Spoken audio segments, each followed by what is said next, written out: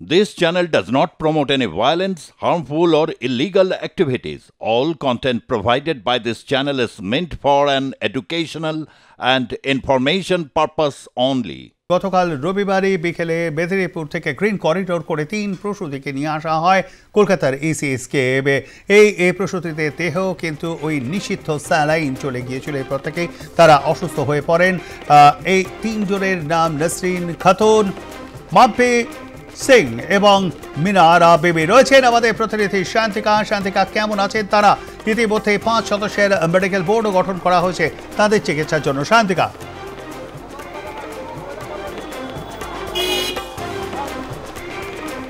দেখো, এই মুহূর্তে 5 সদস্যের যে মেডিকেল বোর্ড গঠিত হয়েছে এই 3 প্রসূতির জন্য, সেই 5 সদস্যের মেডিকেল বোর্ড সবসময় কার্যত কন্টিনিউয়াস মনিটরিং করে যাচ্ছেন এই 3 প্রসূতিকে। এবং গতকালই যখন তাদেরকে আনা হয়েছিল SSKM হাসপাতালে, তখন কিন্তু তাদের অবস্থা যথেষ্ট সংকটজনক ছিল। মেদিনীপুর মেডিকেল কলেজ থেকে 7:30টা নাগাদ 3টে অ্যাম্বুলেন্সে করে 3 প্রসূতিকে নিয়ে রওনা হয়েছিলেন হাসপাতালের তরফ থেকে, সেই খবর পাওয়া যায়। এবং তারপর কোলাঘাটে এসে একবার গাড়ি দাঁড় করাতে হয়, কারণ যেহেতু 3 প্রসূতির অবস্থা একদমই ভালো ছিল না, তাই কোলাঘাটের কাছাকাছি এসে একজনের শরীর খারাপ হয়ে যাওয়াতে তাকে একটু স্টেবল করে নেওয়ার পর তারপর আবার গাড়ি স্টার্ট দেয়। এবং রাত 10:30টা নাগাদ একদম গ্রিন করিডোরের মাধ্যমে সেই 3 অ্যাম্বুলেন্স 3 প্রসূতিকে নিয়ে আসে SSKM এবং এই মুহূর্তে মেন ব্লকে, যেখানে আমি দাঁড়িয়ে রয়েছি, সেই মেন ব্লকের মধ্যেই কিন্তু তারা অ্যাডমিট রয়েছেন। এবং এরকমটা জানতে পারা যাচ্ছে যে 19 বছর বয়সী নসরিন খাতুন ITU এর 6 নম্বর বেডে, আমি একটু ছবিটা দেখাতে বলবো যে 19 বছর বয়সী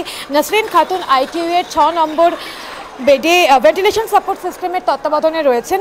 23 বছর বয়সী মাম্পি সিং CCU এর 13 নম্বর বেডে ভেন্টিলেশন সাপোর্টের তত্ত্বাবধানে রয়েছেন এবং 31 বছর বয়সী মিনারা বিবিকে CCU এর 14 নম্বর বেডে অক্সিজেন সাপোর্টে রাখা হয়েছে।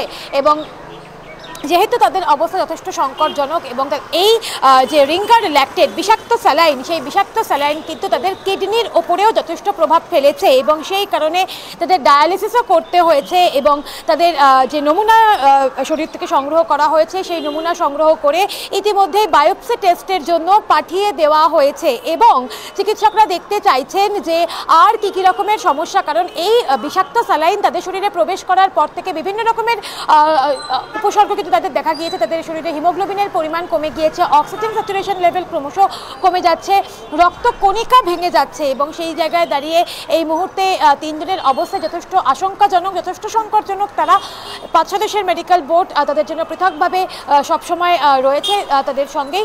SSKM হাসপাতাল সূত্রে এখনো পর্যন্ত কিন্তু এমনটাই জানা গিয়েছে। প্রবীর দা, ধন্যবাদ আমাদের সঙ্গে থাকবার জন্য। কথা বলছিলাম আমাদের প্রতিনিধি শান্তিকা বন্দ্যোপাধ্যায়ের সঙ্গে।